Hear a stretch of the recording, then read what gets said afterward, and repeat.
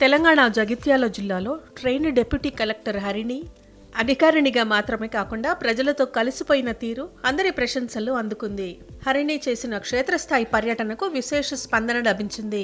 ధర్మపురి మండలంలోని గ్రామాల్లో ఆమె పొలాల్లోకి వెళ్లి వ్యవసాయ కూలీలతో కలిసి వరి నాట్లు వేస్తూ గ్రామీణ జీవన కష్టసుఖాలను ప్రత్యక్షంగా తెలుసుకున్నారు. జగిత్యాల జిల్లాకు ట్రైనీ డిప్యూటీ కలెక్టర్గా నియమితులయ్యారు హరిణి. కొత్తగా వచ్చిన అధికారిని గ్రామీణ ప్రాంతాల్లో క్షేత్రస్థాయి పర్యటనకు వెళ్లారు.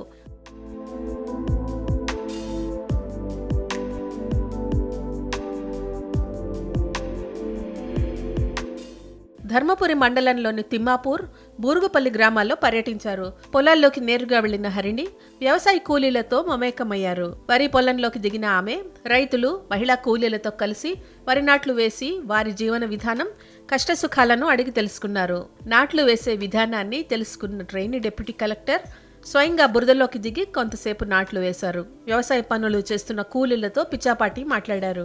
అనంతరం లంచ్ సమయంలో వారికి పండ్లను పంపిణీ చేశారు. మహిళా రైతులతో కలిసి సెల్ఫీలు దిగుతూ సుమారు అరగంట వారి మధ్య గడిపారు.